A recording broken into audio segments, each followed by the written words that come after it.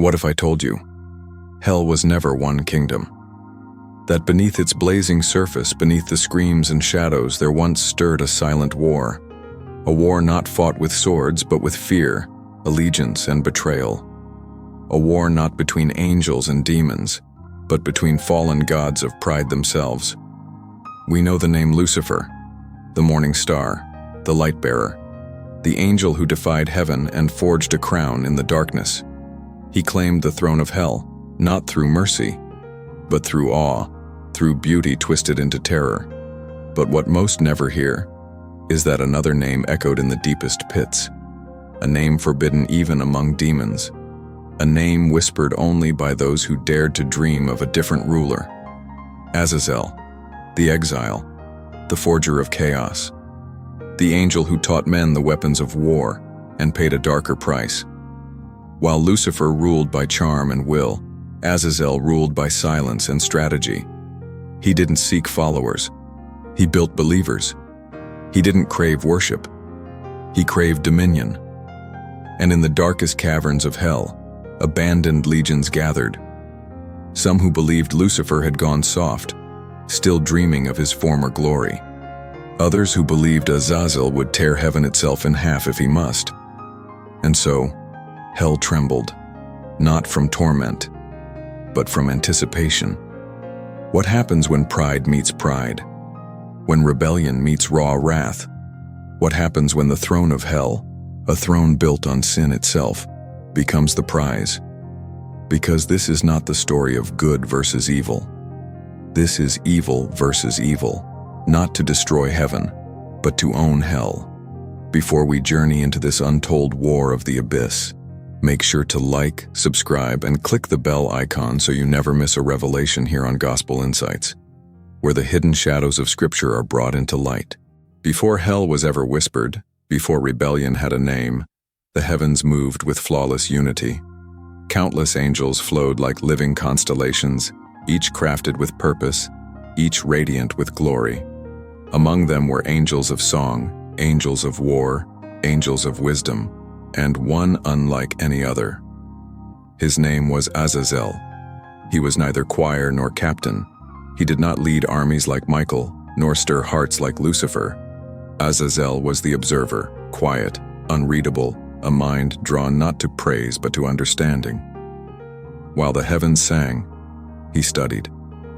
While others gloried in worship, he searched the deep mechanics of creation, how stars were ignited, how souls carried will, how divine order sustained the universe. He was not in rebellion, he was in pursuit.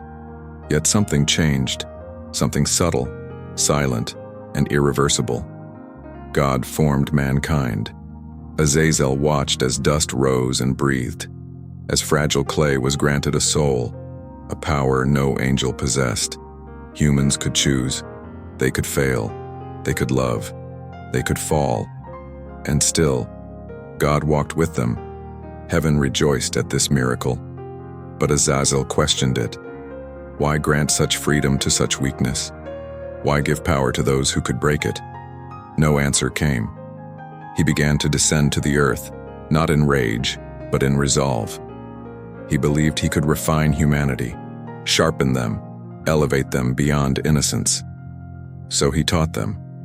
He revealed to them the forging of swords, the mixing of enchantments, the art of ornament and seduction, the crafting of shields, the summoning of spirits.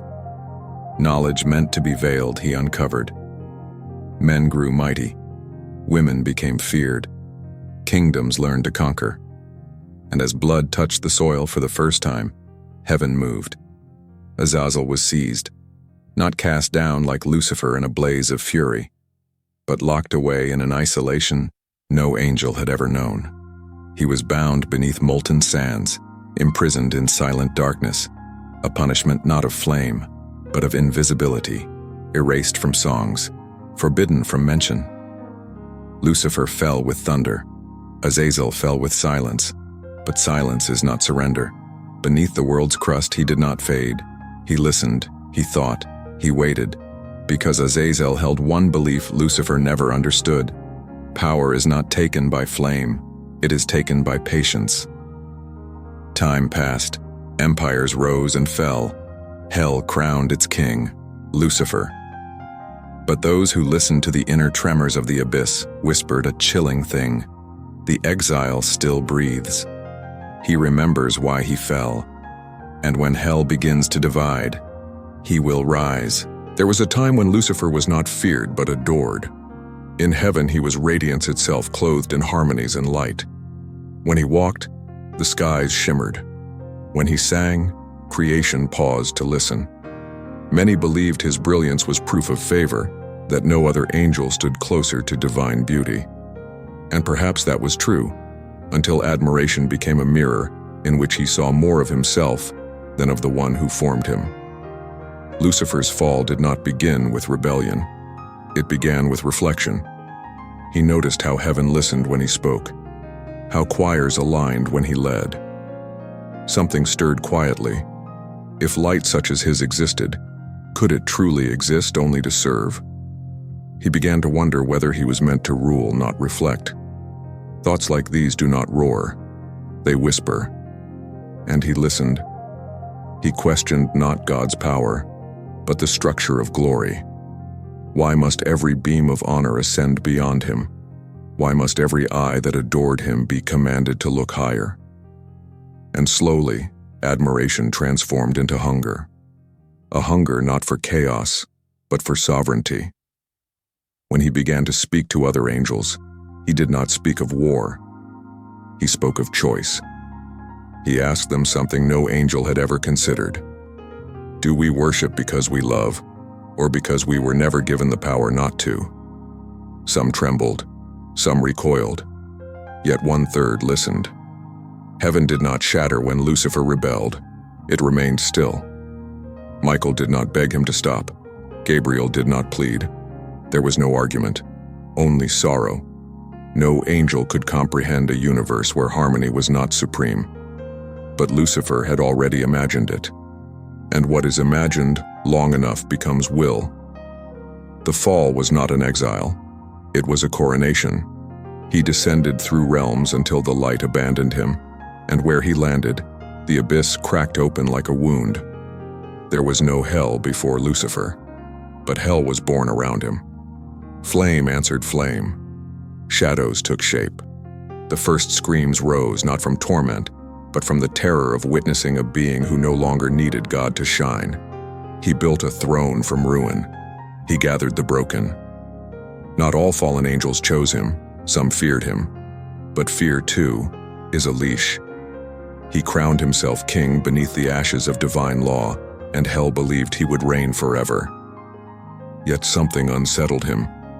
Even gods of pride are not blind. He noticed certain demons did not bow, they observed. They served from necessity, not devotion. He knew they whispered in forgotten tongues. They questioned why a creature of beauty should rule realms of suffering. They asked if a king of flame could understand darkness. Lucifer dismissed them. He called them bitter, faithless, envious of his crown. But pride often cannot smell prophecy, even when it burns. For in the most silent corners of the abyss, in cracks untouched by fire, an older dread remained, a rumor, a memory of one who fell differently, one who did not fall in glory but in silence, one who did not fight for worship but for control. Azazel. Lucifer never spoke the name. To do so would admit he was not the only architect of hell, for if Azazel had ever been free, Lucifer's crown would not go unchallenged. And so the King of Fire ruled, wrapped in brilliance, adored by legions who feared to look elsewhere. Yet beneath his empire, deeper than even his flames dared to go, chains stirred in ancient stone. Something patient was waking. Hell, under Lucifer's rule, was not chaos at first. It was magnificent in its own terrible way. Black citadels rose from seas of flame.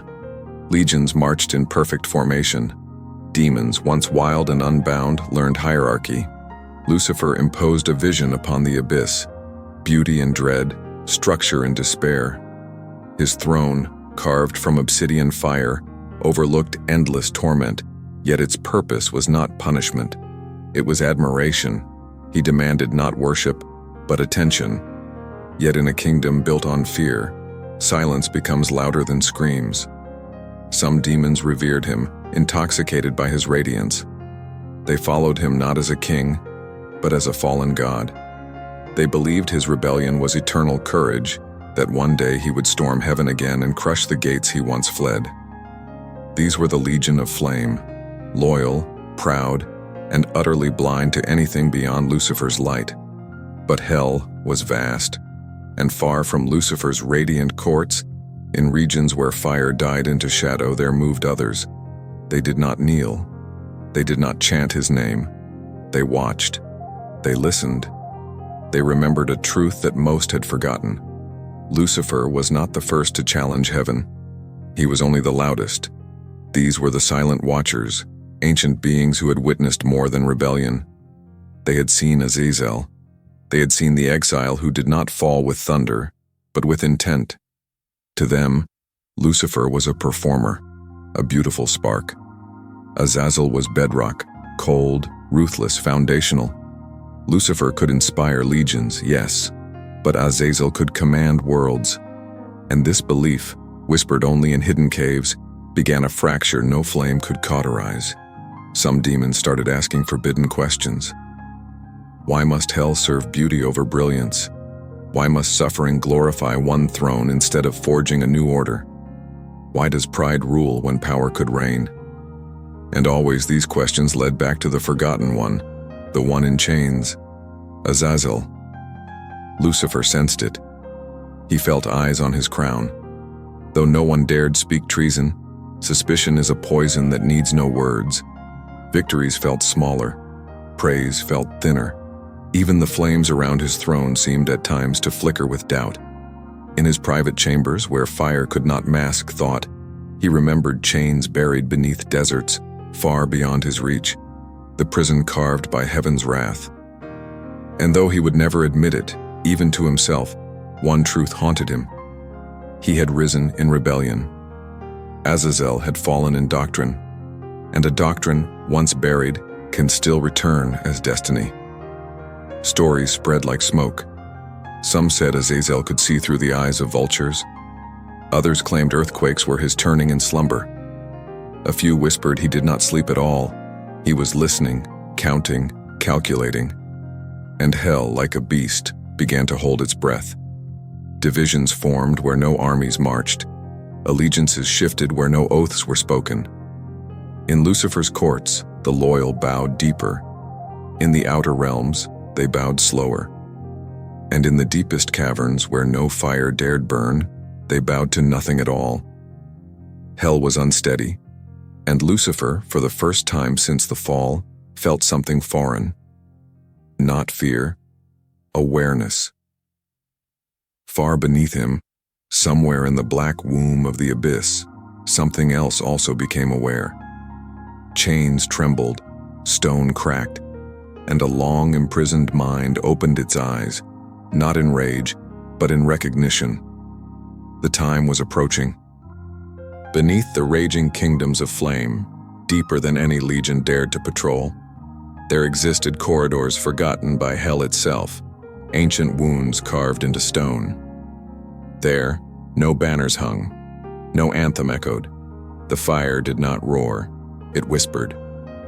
It was in that hollow darkness that a gathering formed, not of armies, but of minds. They were not loyalists, they were not rebels. They were watchers, silent beings with scars on their wings and secrets in their gaze. They did not kneel before Lucifer, though they obeyed his reign.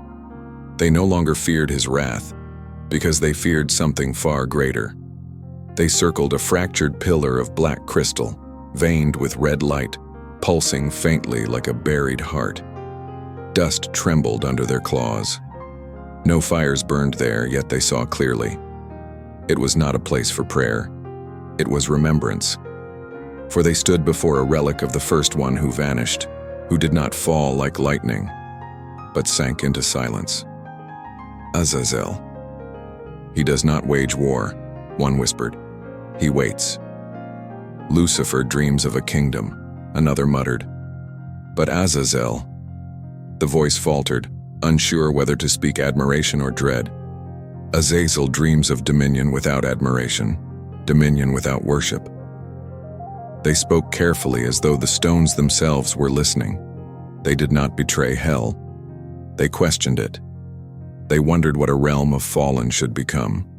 Should it mimic heaven, with a crowned monarch demanding allegiance? Or should it become something unimagined, something even heaven could not understand? No one summoned Azazel. No one dared. Yet as doubts gathered, a tremor swallowed the cavern. It was not sound. It was not movement. It was awareness. The fractured altar throbbed once like a heartbeat beneath centuries. Fissures glowed. Wings recoiled. No one spoke. There were no chants, no sigils, no calls. And yet, something ancient had listened. Far above, seated upon a throne of blackened gold, Lucifer lifted his gaze. His court fell silent. Every flame along the pillars shivered, bowing inward. There were no blows struck, no horns calling war. And yet the morning star felt it.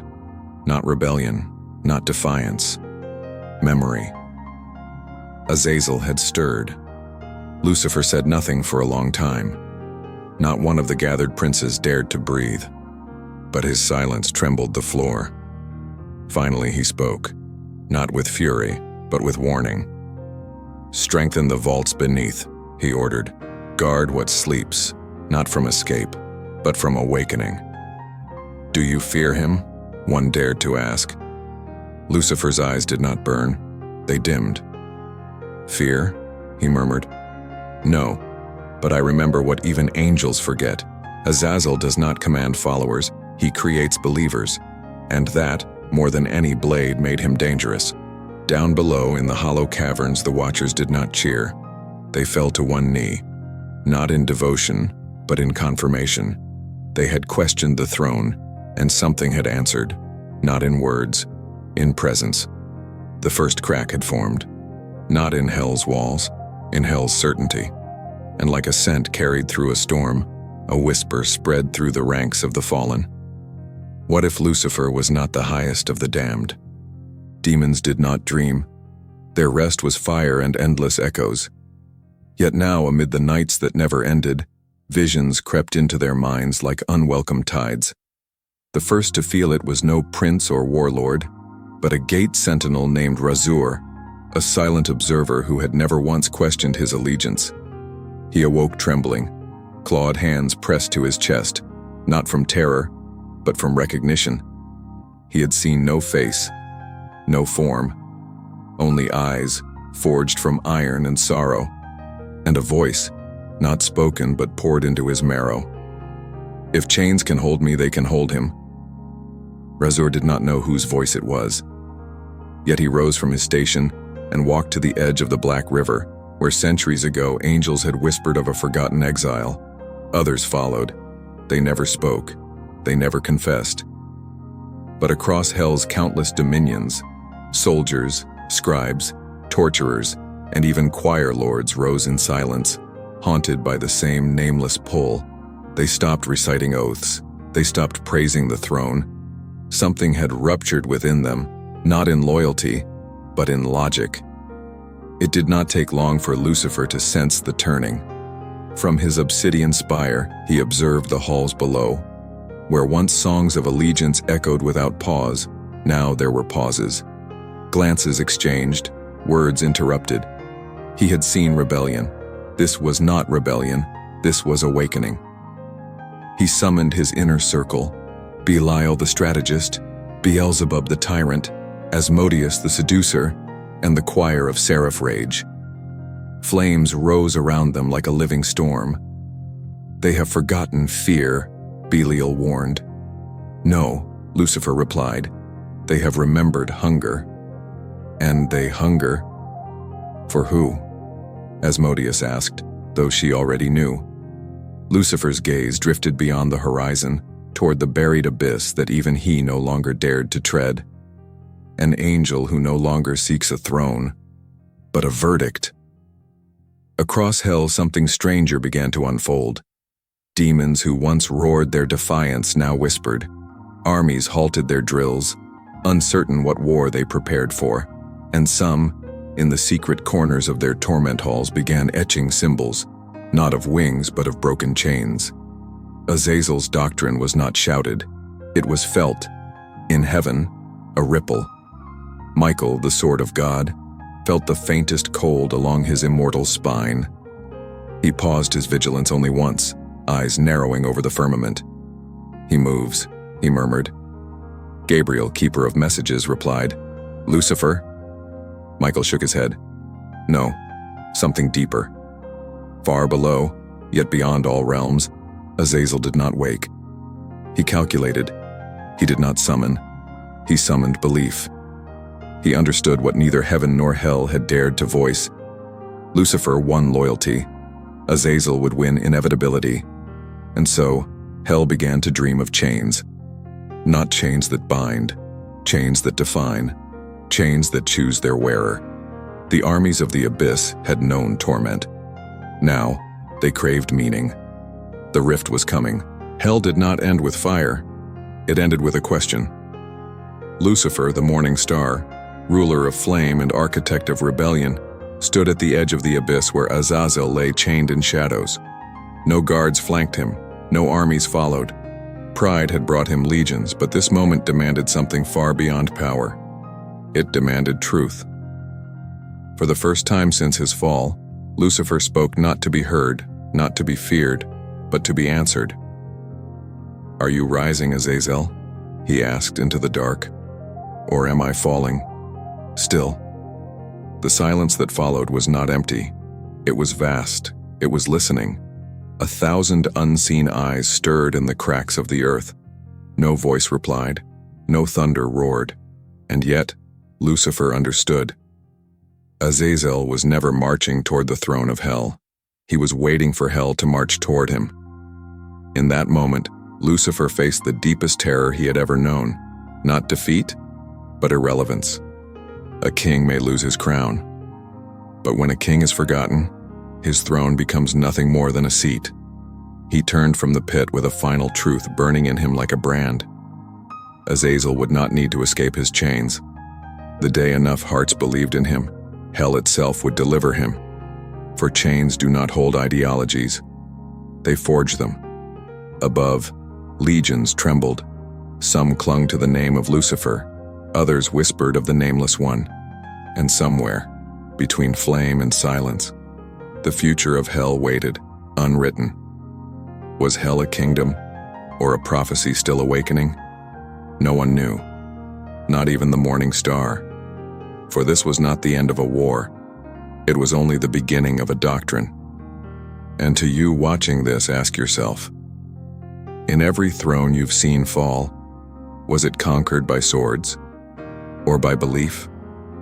Before we close, if this journey moved you, challenged you, or opened your eyes to forgotten mysteries, make sure you like, subscribe, and click the bell icon to stay with us here on Gospel Insights, where hidden realms and ancient truths come alive.